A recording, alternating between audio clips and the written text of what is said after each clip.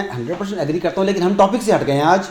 ہمارا ٹاپک تو یہ ہے کہ مسجد میں شاعر اللہ کی، شاعر اسلامی کی جس طریقے سے توہین کی گئی، اور ہم دیکھ رہے ہیں کہ اسٹیپ بائی اسٹیپ یہ آگے بڑھتے جا رہے ہیں، تو اس پہ ریاست بھی مدعی بننے کو تیار نہیں ہے، ہم لوگ بھی سامنے نہیں آ رہے، دینی جماعتیں بھی سامنے اگر نہ آئیں تو اس مسئلے کو روکا کہاں جائے گا، ورنہ یہ کہاں جا کے تھمے گا. یہی سوال تو یہ ہے. ہم بظاہر موضوع سے ہٹے تھے، ٹھیک ہے، حقیقت میں ادھر ہی آ رہے ہیں، اور ہم بڑے اچھے طریقے سے ہٹ کے واپس آئے. ٹھیک ہے، جو ہٹے ہوئے وہ بھی اس کا بھی مربوط ہے تعلق ہے الحمدللہ. ٹھیک ہے، میں وہی بات کر رہا ہوں، اپنے برین کو اپنے قابو میں رکھیں.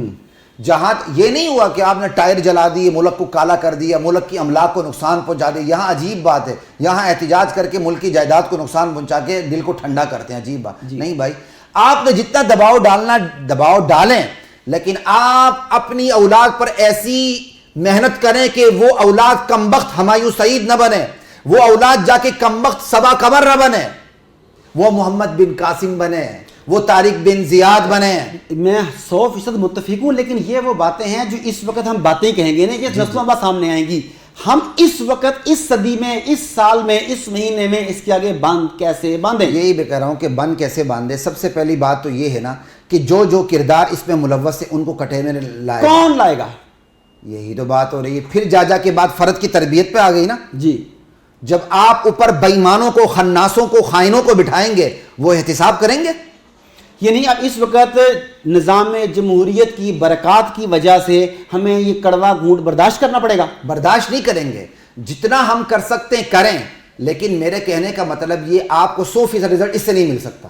ٹھیک ہے، لیکن 100% رزلٹ نہ ملنے کا مطلب یہ نہیں کہ آپ نے اپنی سرگرمی ختم کرے. نہیں، دیکھیں نا، بندے کو جب آگ لگتی ہے نا، مثال کے طور پر میرے یا آپ کے کپڑے کو آگ لگے تو ہم جتنی کوشش ہوتی ہے اتنا اپنے آپ کو بچانے کی کوشش کرتے ہیں، چاہے میرا کپڑا آدھا بچ جائے، پورا بچ جائے، جتنا بس. اب ہمارے سماج کو آگ لگی ہوئی ہے، ہم نے جتنا بچانے کی کوشش کرنی ہے بچانا ہے، لیکن مستقل طور پر آگ نہ لگے، اس پر مستقل محنت کی ضرورت ہے، جو میں بات کر چکا ہوں. ٹھیک ہے، کہ اپنے برین کو اپنے قابو میں رکھیں. کل وہ بڑے ہو کے کوئی اداکارہ نہ بنے، کل وہ بڑے ہو کے کوئی اداکار نہ بنے، کوئی فنکار اور فرکانہ، کوئی بہروپی، گویے، ڈوم، بان اور میراثی نہ بنے. سمجھ آئی؟ بلکہ وہ اللہ کے دین کے داعی بنے، چاہے وہ ڈاکٹر ہیں، وہ اللہ کے دین کے داعی بنے چاہے وہ انجینئر ہیں، وہ اللہ کے دین کے داعی بنے چاہے وہ ڈاکٹر عبدالقدیر خان ہیں، ڈاکٹر سمر مبارک مان نے، کوئی بھی ہے، وہ اللہ کا داعی بنے. ڈاکٹر صاحب بات وہی ہے جو آپ سوالات پہ سوالات کر رہے ہیں نا، تو اس کے دو مختصر جواب ہیں. ایک ہے پائیدار حل، ایک ہے وقتی حل. جی، وقتی حل یہ کہ آپ ہر طرف سے دباؤ ڈالیں، کیس کریں، ان کو کٹہرے میں لائیں، اور جتنا آپ کے بس میں ہیں اور اپنے سماج کو جلتی آگ سے بچانا ہے وہ آپ جتنی کوشش کر سکتے ہیں کر لیں. جو جل گیا جل گیا، جو بچ گیا بچ گیا. لیکن مستقل اور پائیدار حل کی جو میں بات کر رہا ہوں نا، وہ یہ کہ آپ نے اپنی نسل کو بچانا ہے. آنے والی نسل جس پر ہمارے قوم کے، ہمارے ریاست، ہمارے ملک کے مستقبل کا انحصار ہے، آپ نے اس کو بچانا ہے. اور دعوت ہمیشہ یاد رکھیں، جس دعوت کو یہ لوگ اتنا ہلکا سمجھتے ہیں نا، مولوی ہے نا جی، صوفی ہے نا جی، دعوت ہی دینی ہے نا جی، یہ دعوت اتنی عظیم ترین ہے کہ اس کے لیے اللہ نے سب سے عظیم ترین نمائندے انبیاء اور رسول بھیجے. بالکل، اس سے بڑی بات کیا ہو سکتی ہے؟ یہ دعوت اتنی نازک اور اتنی اہم ترین اور اتنی مؤثر اور اثر انگیز ہے.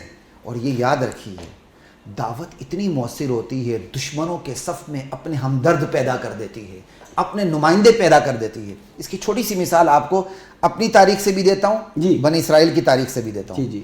بنی اسرائیل میں فرعون نے فیصلہ کر لیا موسیٰ علیہ السلام کو قتل کرنا. جی، ذرونی اقتل موسیٰ ولیدعو ربہ، مجھے قتل کرنے دو، بلایا اپنے پروردگار کو. لیکن اس موسیٰ علیہ السلام کی دعوت کے اثرات فرعون کی سلطنت کے اندر پیدا ہو چکے تھے، اور فرعون کی سلطنت کے اندر موسیٰ علیہ السلام کی دعوت اپنے ہمدرد پیدا کر چکی تھی، نفوذ کر چکی تھی. جی بالکل انجیکٹ ہو چکی تھی. اس کی اپنی قوم کا بندہ، اعلیٰ ترین منصب پر فائز بندہ ایمان لا چکا تھا اور ایمان کو چھپائے ہوئے تھا. ٹھیک ہے، اس نے پہلے غیر جانبدارانہ انداز سے کہا، یار تم ایک ایسے بندے کو قتل کرنے چلے ہو، اتقتلون رجلا ان یقول ربی اللہ، جو کہتا ہے میرا رب اللہ ہے، اور وہ کوئی اندھے تیر نہیں پھینکتا. وقد جاءکم بالبینات من ربکم، وہ اپنے رب کی طرف سے بینات، واضح دلائل، واضح نشانیاں، واضح تعلیمات لے کر آیا، وہ کوئی بیتوکی باتیں نہیں کرتا. سمجھ آئی؟ اس نے قوم کو سمجھانے کی کوشش کی، یہاں تک اس نے کہا یا قوم لکم الملک اليوم ظاہرین فی الارض، قوم میری قوم آج مملکت میں تمہاری بادشاہت ہے، تمہارا غلبہ ہے۔ اچانک اگر موسیٰ کا کہا ہوا عذاب آگے تمہارا کیا بنے گا، ہمارا کیا بنے گا، ہمیں کون اللہ کے عذاب سے بچائے گا؟ سمجھایا بھی، ڈرایا بھی۔ فرعون نے کہا نہیں میں تو وہی دکھاتا ہوں جو میں دیکھ رہا ہوں۔ لیکن بعد میں پھر کیا ہوا؟ اب وہ بدہ غیر جانبدار بن کے بات کر رہا ہے ایمان کو چھپاتے ہوئے، لیکن پھر اس کے ایمان کو فرعون نے لطیفہ بنا دیا، شوشہ بنا دیا۔ یہ طریقہ کار ہوتا ہے دعوت کو لطیفہ بنا دینا۔ یہ مسجد کے اندر گانا کی فلم بندی کر کے اسلام کو لطیفہ بنانے کی کوشش ہوئی ہے۔ جی اس پوائنٹ پر بھی میں آ رہا ہوں۔ یہ فرعونی بات، فرعونی عمل دوبارہ دہرایا گیا ہے۔ یہاں یہ اسلام شاعر اللہ کو لطیفہ بنانے کے لیے، کہ مسجد ہے نا جی، مسجد کو لطیفہ بنا رہے ہیں، شوشہ بنا رہے ہیں۔ فرعون نے اپنے ہی اعلیٰ منصب پر فائز آدمی کی کو کہا یہ تو اس کی بات سے تو میرے اپنے بندے متاثر ہو رہے ہیں۔ اس نے لطیفہ بنانے کی کوشش کی۔ اس نے کہا اے حامان ذرا آسمان کی طرف بڑا محل بنا دو، میں آسمان پہ چڑھ کے یہ موسیٰ کے رب کو دیکھ لوں، پروردگار کون ہے ذرا میں دیکھ لوں ذرا۔ لیکن یہ جو لطیفہ اس نے چھوڑا نا، شوشہ چھوڑا، اس سنجیدہ آدمی کی سنجیدہ دعوت کو رد کرنے کے لیے اس کی غیرت جلال میں آ گئی۔ اس نے کہا کھل کے، اس نے اپنے ایمان کا اعلان کر دیا، کہا یا قوم اتبعونی اہدکم سبیل الرشاد، میری قوم اب میری پیروی کرو، میں تمہیں سچا راستہ دکھاتا ہوں۔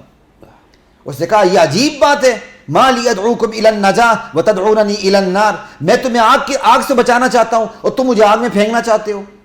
اس نے کھل کر موسیٰ علیہ السلام کی فیور کی۔ اس نے کہا بچنا چاہتے ہو تو اعلان سامنے آ گئے، لیکن اس کو پتا تھا اب میرا کیا بنے گا۔ اس نے کہا فَوَفَوِّضُ أَمْرِي إِلَى اللَّهِ، میں اپنے تمام معاملات اللہ کے سپرد کرتا ہوں۔ نتیجہ کیا نکلا؟ اللہ تعالیٰ نے اس بندے کو بچا لیا، باقی فرعون کی تمام کو غرق کر دیے۔ ٹھیک بات یہی ہے۔ وقتی حل یہ ہے آپ ہر طرف سے دباؤ ڈالیں اور جتنا سخت مقدمہ قائم ہو سکتا کریں، اگرچہ مجھے کوئی امید نہیں ہے۔ پائیدار حل یہ ہے کہ اپنی آنے والی نسل کی تربیت کریں، جس کے ہاتھ میں باغ دوڑ ہونی ہے اس کو تیار کریں، وہ فنکار نہ بنے، اس کو تیار کریں فنکارہ نہ بنے، اس کو تیار کریں وہ اداکار گویے بون کیا کہتے ہیں گویے بان اور یہ میراثی نہ بنے، ان کو تیار کریں کہ وہ کھلاڑی بن کے قوم کا مستقبل سے نہ کھیلیں۔ کھلاڑی بنے، ورزش کریں، لیکن جو کھیل کو زندگی بنا لیتا ہے نا، اس سے بڑا احمق دنیا میں کوئی انسان نہیں ہوتا۔ قوموں کی جنگیں سٹیڈیم میں نہیں لڑی جاتی، قوموں کی جنگیں میدان جنگ میں لڑی جاتی ہیں۔ یہ نہیں کہ آپ نے 6 چھکے لگا دیے تو آپ نے قوم کا کیا کہتے ہیں مورال بلند کر دیا، آپ نے 6 چھکے لگا دیے آپ کا بیٹ بک گیا، آپ نے آخری 4 رن کی ضرورت تھی، چھکے لگا دی اور آپ کا بیٹ بک گیا۔ قوموں کی زندگی کے فیصلے ان چیزوں پہ نہیں ہوتی ہیں، اور سنجیدہ قومیں آج بھی ایسے کھیل کود کی طرف نہیں آتی، وہ اپنا کام کرتی ہیں۔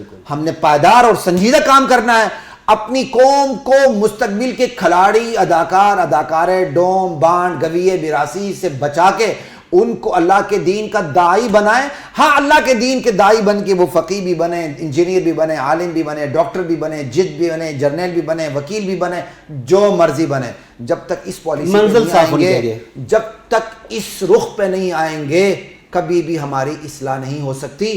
لا يصلح آخر هذه الامة الا ما صلح به الاول، امام مالک نے کہا تھا اس امت کے آخری طبقے کی اصلاح بھی اسی طریقے سے ہوگی جس طرح اس امت کے پہلے طبقے کی اصلاح ہوئی تھی۔ بہت شکریہ مفتی صاحب، تھینک یو ویری مچ، جزاک اللہ۔ ناظرین، ایک بہت پرانی کہانی ہے، نہ جانے کہانی ہے، روایت ہے، قصہ ہے، حقائق ہے۔ اس کے مطابق وقت کے ایک بہت بڑے بزرگ، ایک ولی اللہ کو ظالم بادشاہ نے آگ میں ڈالنے کا فیصلہ کیا۔ ہزاروں من لکڑی جلائی گئی، وہ چبوترا جس پہ لکڑی بنائی گئی وہ سینکڑوں فٹ اونچا تھا۔ جب آگ جلائی گئی تو شعلے ہزاروں فٹ اونچے بلند ہوتے تھے۔ ہزاروں میل دور ایک حدود کو پتہ لگا کہ وقت کا ظالم بادشاہ وقت کے ایک ولی اللہ کو آگ میں ڈالنے جا رہا ہے۔ وہ فٹافٹ تالاب کے کنارے گیا، ایک قطرہ پانی کا اپنی چونچ میں پکڑا اور اس آگ کی سمت سفر کرنا شروع کیا۔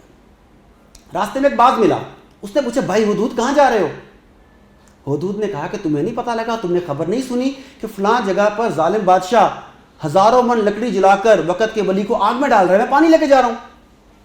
باز نے کہا رکو رکو، یہ واقعہ کہاں ہو رہا ہے؟ اس نے کہا تقریباً 10,000 میل دور۔ اس نے پوچھا کتنی لکڑی جلائی گئی ہے؟ اس نے کہا ہزاروں من۔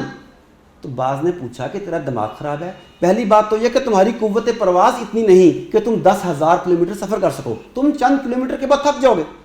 بفرض محال اگر تم پہنچ بھی گئے تو تمہاری چونچ میں موجود پانی کا یہ ایک قطرہ آگ نہیں بجھا سکے گا. یہاں بیٹھ جاؤ, جو رب کو منظور ہے وہ ہو جائے گا.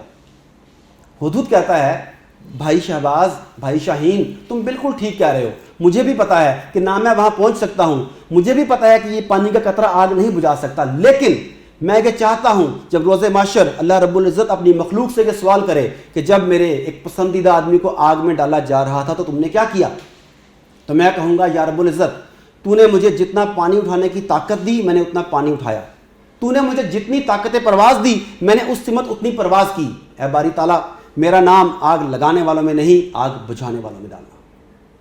ڈیئر ناظرین, آپ بھی سوچئے آپ آگ لگانے والوں میں ہیں کہ آگ بجھانے والوں میں. ماشاء اللہ. Thank you very much.